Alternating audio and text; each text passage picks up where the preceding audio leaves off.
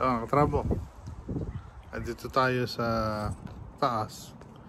Malaki tayo dito. At yan, nasa under tayo ng initan. Nasusunog na yung bumbunan natin. Dito po tayo at samahan niyo ako at mag-request si utol natin ng kalamansi daw. 2 utol natin babae. Susubukan natin kung ano ng kalamansi dito. Pakita ko sa inyo yung kalamansi ito. I-flip ko yung camera.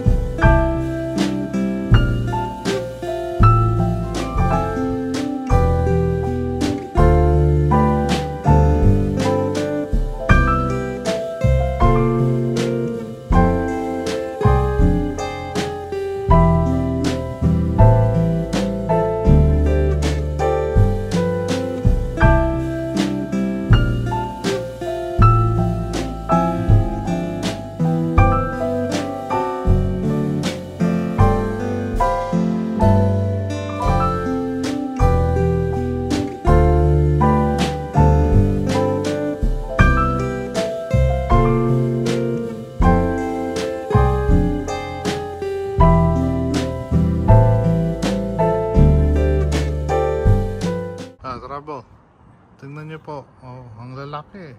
Ayan, no? Parang uwi natin. Ayan, no? Parang tangerine ng laki. Kalamansi po yan, nahinog na. Hindi ko kasi napipitas. Ayan yung green, no? Ayan, green po yan, yung mga green, no? Ayan, hindi ko po napipitas at busy tayo. Ayan, dahil nagtatago sa ilalim. Kaya napakarami na nakuha natin, no? Mag-iisang bag na. Ayan, ang dami po.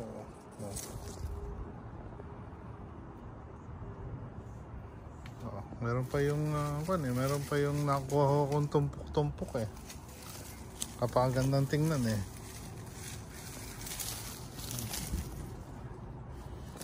Meron nakuha dito, tumpok-tumpok. Tingnan nyo. Okay. Parang ubas eh, no? Pero kalamansi po yan. Ayan, kulay dilaw na nga lang. Ayan. Mga katrabo, alas 9 na ng gabi ngayon. Medyo nagugutom ako. Kaya samahan nyo ako. Tingnan natin kung anong pwede nating lutuin. Para naman mabilis at pangtawid gutom natin. Nagutom ang kalbo. Sasamahan nyo ako, tingnan natin kung anong pwede nating lutuin. Mabilis lang, quick lang. At I think may natirang beef dito si mami. Yun yung lutuin natin. Kaya samahan nyo ako. Kaya naka-ready na yung kawali natin dyan. At didiskartehan na lang natin. Natin kung ano yung mangyayari. Samahan nyo ako, sandali lang. Katrabal, ito yung meat natin. Mukhang may mukhang na-marinate yun na to, no? Oo, nalagyan ko na ng asin at paminta. Yeah, may asin at paminta na to. So ready na to. Ikukuha ko na lang to. Pwede na itong kainin. Siguro dagdagan ko lang ng konting secret recipe natin dyan. Tapos prito natin. I mean actually parang steak style. Mga travel. Quick review tayo. So open na natin tong stove. Ayan. At gaya ng dati, kailangan natin i-on to para hindi mausok. So medyo maingay ng konti. So ayan, hintayin lang natin minute yan. Tapos nandito yung ating meat na medyo pre-marinated din ng salt and pepper lang. Tapos yung pinag-halo-halo nating secret ingredients. Papakita ko sa inyo kung ano mangyayari dyan. Meron yung pepper, meron yung salt, meron yung cornstarch, tapos meron yung konting boilon at iba pang herbs na nilagay natin dyan. So, gagawa tayo ng sauce para dyan. So ito, at umiinit na yung ba natin. Medium or low fire lang natin. So, spray lang natin ng konti nito.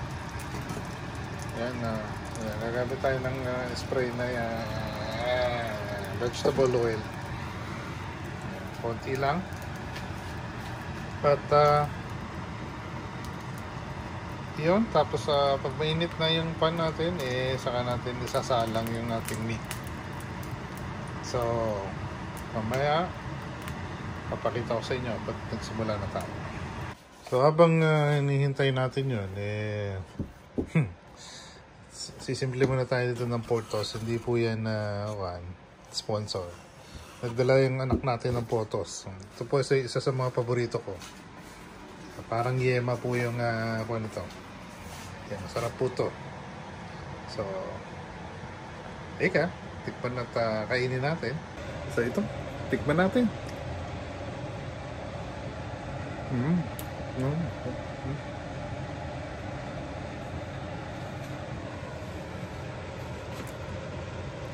May parang yema siya sa loob. Sarap siya.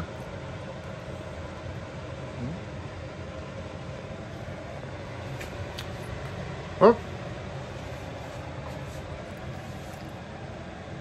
Medyo umiinit na yung kakali natin. So, yan. Skatehan na natin. Isang bite pa.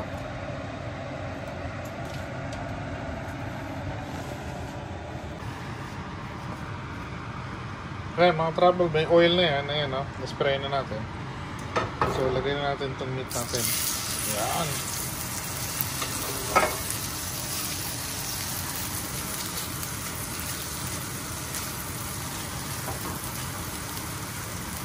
Ayan po, lagay natin yung meat natin. Slow cook lang yan.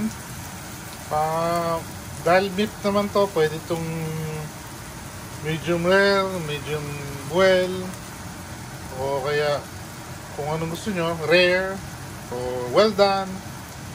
Pero para sa akin, siguro medium well. So, yan, no? Loko-loko na siya ng ganyan. Tapos, hintayin na lang natin luto ng konti. Tapos, pwede na yan. So, balikan natin naman yung konti. Habang hinihintay natin, tuloy natin pagkain.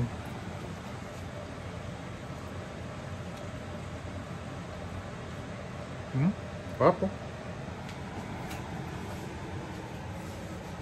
Ano po siya? So, kamusta naman ang araw nyo ngayon? Sana ay okay kayo? Samantalang ako nagtrabaho kagabi, medyo napuyat tayo. So, nagpitas tayo ng kalamansi kanina. Other than that, yung the rest of the day natin, natulog tayo.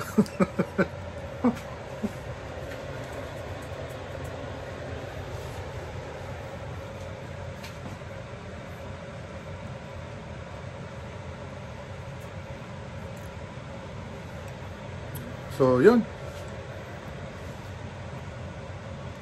And the rest po nito is a waiting game. Tapos mamaya, pag medyo naluto na natin, papakita ko sa inyo. Gagawa tayo ng counting. Yung pinakita ko sa inyo yung kwan kanina. Subukin natin gawin yung sauce. Mamaya. So, ayan na po. At medyo nag-golden brown na. Alam nyo, yung mga ito, yung mga nasa side na yan. may magiging use yan mamaya. Yan yung lumabas na pinagmarinate natin ng meat. So magagamit nyo yan mamaya. Papakita ko sa inyo kung para saan yan mamaya. But habang hinihintay natin maluto itong steak natin, at hintayin lang natin mag medium well ng konti kasi medyo rare pa siya ngayon eh. So yan, ba't yan ang itsura niya.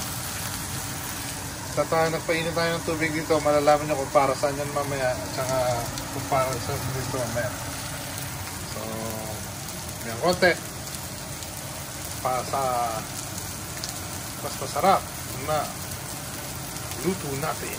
Abangan nyo. Ayan mga travel, ito na yung finished product natin, no? Ayan, no? Ayan, lagay lang natin dyan. Medyo may hiwa na, hiniwaan ko po. Luto yan hanggang sa loob, ha? So ito naman ang didiskartehan natin. So ngayon, ang gagawin nyo po dyan, lalagay nyo ito dyan. Yan.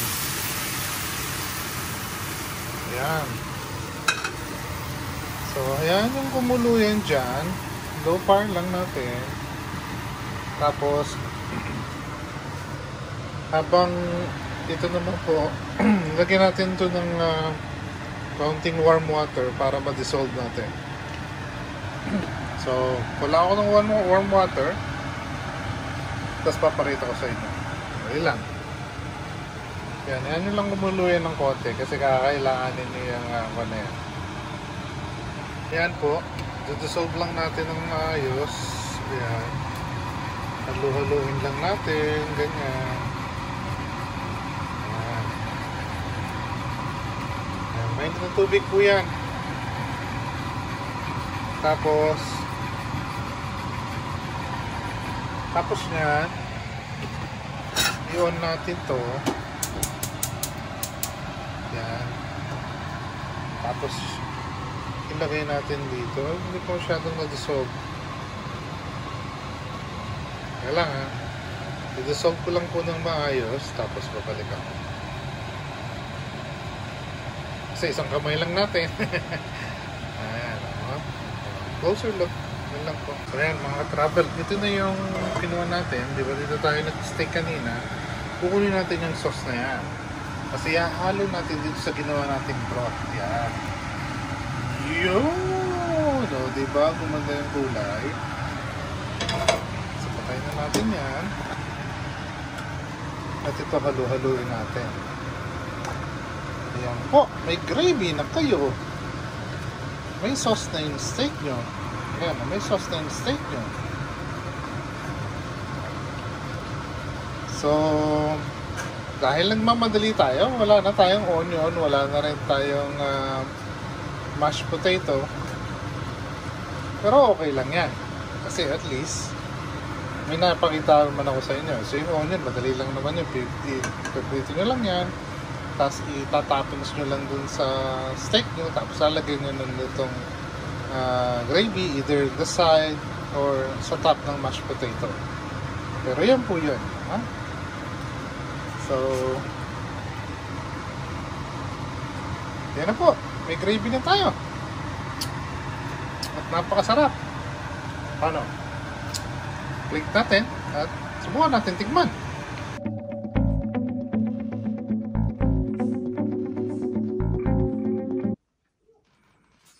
Yan na po mga katrabaw. Kita nyo naman, no? Ganda ng pagkakaluto. May sauce pa yan. O, ha? Easy meal. Kakainin na tayo. Meron po tayong gravy dyan. Ayan po. Ayan, yan. So, paano? Tikman natin. Travel. Ito po siya. Kita nyo. Ang ganda ng pagkakaluto. Medium well. Ayan. Ayan siya. Tapos lagyan natin ng konting gravy. Ayan po siya. May gravy na yan. Ayun, tumutulo-tulo pa oh. So, tignan natin.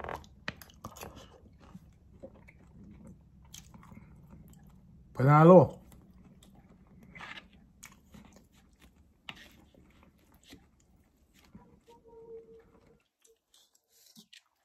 Mapapikit ka sa sarap. Sabi ko sa inyo. Siyempre, hindi man kompleto yung steak natin kung walang kanin. Kanin tayo.